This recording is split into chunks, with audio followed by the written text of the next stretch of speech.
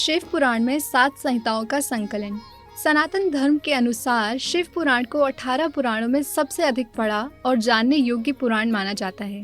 ये सनातन शिव और देवी पार्वती की लीलाओं को केंद्रित करते हुए लिखा गया है। भोलेनाथ ही सनातन धर्म में अधिकतर पूजे जाने वाले देव हैं। शिव महापुराण में 7 संहिता और छंदों का संग्रह शामिल है, जिसमें शिव जी की अनेक लीलाओं का ज्वलंत विवरण किया गया है। शिव महापुराण में रुद्र संहिता दूसरी रुद्र संहिता है, जिसमें रुद्र संहिता 5 खंडों में है। यहाँ प्रथम खंड में 20 अध्याय उद्धृत हैं और सती खंड को ही दूसरा खंड कहा जाता है, जो 43 अध्याय में वर्णित है। इसमें तीसरा खंड माता पार्वती खंड के नाम से है, जो 55 अध्यायों में लिखा गया है। चौथे खंड के रूप में कुमार खंड का नाम जाना जाता है, जो 20 अध्यायों का एक संकलन है। रुद्र संहिता के 5वें खंड को युद्ध खंड के नाम से भी पुकारा जाता है, जिसका विवरण कुल 59 अध्यायों में पूरा किया गया है। ये संहिता के सृष्टि खंड में शिव को जगत का आदि कारण माना गया है और देवों के देव शिव से ही आदि शक्ति माया का आविर्भाव हुआ है। फिर शिव ही ब्रह्मा और विष्णु की उत्पत्ति के कारक बताए गए हैं। इस पुराण की व्याख्या 24,000 श्लोक में की गई है और इसके लगातार 6 खंड हमारे संहिताओं में वर्णित हैं। शूद्र,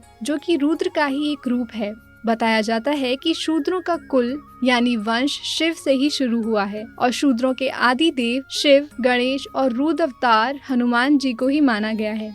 हमारी 7 संहिताओं में विदेश्वर संहिता, रुद्र संहिता, कैलाश संहिता, वायु संहिता, कोटि रुद्र संहिता और उमा संहिता का विशेष महत्व बताया जाता है। वैदिक युग से ही भगवान रुद्र यानी शिव शंकर को ही सारी सृष्टि के सृजनकर्ता, पालनकर्ता और संहारकर्ता कहा गया है। शिव, ईश्वर और महेश्वर या शंकर, ये सब नाम उनके पर्याय हैं। श्रुति में कहा गया है कि एक ही रुद्र हैं जो सारे जगत को अपनी शक्ति से संचालित करते हैं और वो इसलिए ही सबकी आत्मा में अंतर्यामी रूप से बसे हुए हैं। देवों के देव रुद्र शिव से ही संबंधित सबसे अधिक उपनिषद श्वेताश्वर उपनिषद माने गए हैं, जिस कारण रुद्र शिव को सृष्टि का सर्वश्रेष्ठ देव मानकर ही देवों के देव कहा जाता है। यहाँ उपनिषद में रुद्र, शिव, ईशान और महेश्वर को सारी सृष्टि का अधिष्ठात्री देव कहकर पुकारा गया है, जिसमें बताया है कि इसकी उपासना और ज्ञान से ब्रह्म ज्ञान को पा लेता है,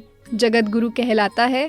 यहाँ ऋग देव के द्वितीय मंडल में सूक्त 33 के मंत्र को मंत्र दृष्टा ने रुद्र शिव शंकर की स्तुति करके उद्घोष किया। हे देवों के देव रुद्र, तुम ऐश्वर्य में सभी प्राणियों से श्रेष्ठ हो। हे वज्रबाहु, तुम ही बड़े लोगों में अतिशय उन्नत हो और हमें कुशलता के साथ पाप के भव सागर से उस पार ले जाओ जहां हमारे सभी पाप हमसे दूर हो जाएं। भागवत पुराण में शिव शंकर को जगत गुरु कहा गया है। बताया गया है कि गुरु की कृपा के बिन किसी भी इष्ट को हम प्राप्त नहीं कर सकते और रामचरितमानस में तुलसीदास जी ने गुरु तत्व के इस रहस्य को वर्णित किया है। शिव रूपी महादेव परमात्मा सब प्राणियों के हृदय में वास करते हैं, लेकिन विनम्रता और श्रद्धा की साक्षात देवी भवानी त्याग, वैराग्य और विश्वास के रूप में शिव के प्रत्यक्ष ही मानी जाती हैं और असल में मानव कल्याण के स्वरूप शिव ही योग, ज्ञान, भक्ति के आचार्य हैं। सभी विद्याओं, कलाओं, शास्त्रों और ज्ञान विज्ञान के प्रवर्तक और कुलपति माने गए हैं,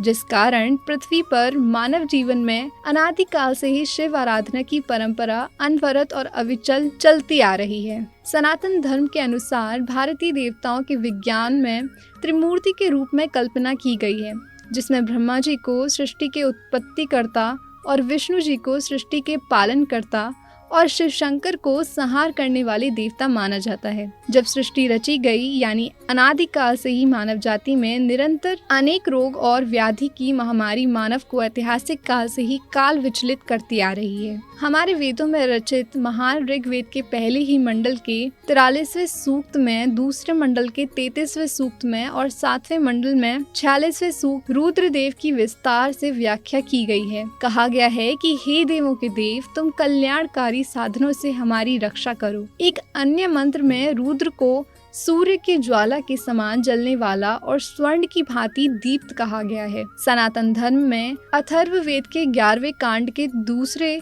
सूक्त और 15वें कांड के 5वें सूक्त में देवादिदेव रुद्र को भाव, महादेव, पशुपति, उग्रदेव और शर्व के रूप में बखान किया गया है। अथर्ववेद के छठे खंड में 90वें सूक्त के तीसरे मंत्र में रुद्र की वंदना के रूप में माना गया है। नमस्ते रुद्रयस्ते नमः प्रतिहिताय, हे व्याधि रूप अस्त्र चलाने वाले रुद्र तुमको नमन है। हमारे धर्मानुसार यजुर्वेद में वर्णित तीसरे अध्याय के 60वें मंत्र में रुद्र की वंदना एक कष्ट निवारण और प्राणों के संकट को दूर करने वाले के रूप में की गई है, जो कि महामृत्युंजय मंत्र के रूप में जपा जाता है। हमारे 108 उपनिषदों में श्वेताश्वर उपनिषद में ये पूछा गया है कि जगत के कारक जो ब्रह्मा है वो कौन है, जिसका उत्तर ये है कि एको ही रुद्रः सह शिवः, जिससे हम रुद्र को ब्रह्मा का पर्यायवाची कह सकते हैं। शिव को रुद्र इसलिए माना जाता है कि वे रुत यानी दुख के विनाशक के रूप में जाने जाते हैं।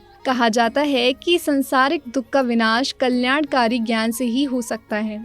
रुत दुखम द्राव्यति नाश्यति रुद्रः। श्वेताश्वर उपनिषद को शैव पंथीय नहीं माना गया, बल्कि आत्मज्ञान और ईश्वर ज्ञान का पंथ निरपेक्ष रास्ता बतलाने वाला सर्वश्रेष्ठ प्राचीन उपनिषद माना गया है। ये उपनिषद भगवद गीता से पूर्वकालीन माना गया है, जिससे प्रमाणित होता है कि भागवत धर्म के पूर्व भारत में एकमात्र ही उपास्य देव रहे, जो कि रुद्र शिव ही हैं। और हमारे वेदों में त्रिदेवों की धारणा भागवत धर्म के बाद ही उद्भूत हुई है। मोहनजोदड़ो की खुदाई में भी शिव की अत्यंत प्राचीन मूर्ति सिंधु सभ्यता के खंडहरों में मिली है। पश्चिमी एशिया में हिटाइट में और बेबीलोनिया के वृषवाहन त्रिशूलधारी देवता और शिव में भी काफी समानता है। माना जाता है कि वैदिक काल के पूर्व की मानव सभ्यता और संस्कृति के आदि देव के रूप में रुद्र शिव ही रहे होंगे, लेकिन मानव को भ्रमित करने वाला तामसी सांप्रदायिक दृष्टि वाले लोगों से सृजित हुआ है। और शिव का गुणगान वेदों, उपनिषदों और वैष्णव पुराणों में गाया है। उनको तामसी कहना ही तामसी मनोवृत्ति का परिचायक है। हमारे आदि देव शिव शुद्ध सनातन विज्ञानानंद घन परब्रह्म है, जो कि ब्रह्म ज्ञान के ज्ञान स्वरूप है। मानव जीवन में शिव शंकर जी को सभी दुखों से रहित रूप में पूजा जाता है। शिव के भोलेपन के कारण ही आज के मानव जीवन में उनको गांजा पीने वाले, भांग पीने वाले, नशेबाज और भोले के स्वरूप में बताकर गलत प्रचार करने का प्रयास करते हैं।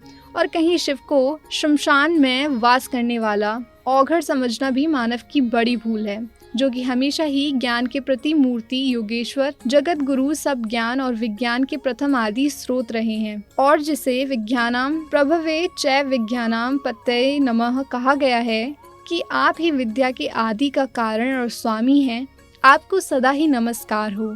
ओम नमः शिवाय, ओम नमः शिवाय, ओम नमः शिवाय, ओम नमः शिवाय, ओम नमः शिवाय। इस तरह की सनातनी सांस्कृतिक और धार्मिक गाथाओं को आप आने वाले एपिसोड में ज़रूर देखते रहें और हमारे चैनल को सब्सक्राइब करके अपना सनातन और धार्मिक ज्ञान वर्धन करते रहें। अब वक्त है आपसे विदा लेने का। ऐसे अनसुनी गाथाओं का विस्तार से रसपान करने के लिए आप करें प्रतीक्षा हमारे अगले एपिसोड तक और सनातन के संकल्प को निभाते हुए देखते रहें आपका अपना धार्मिक चैनल एन दर्शन।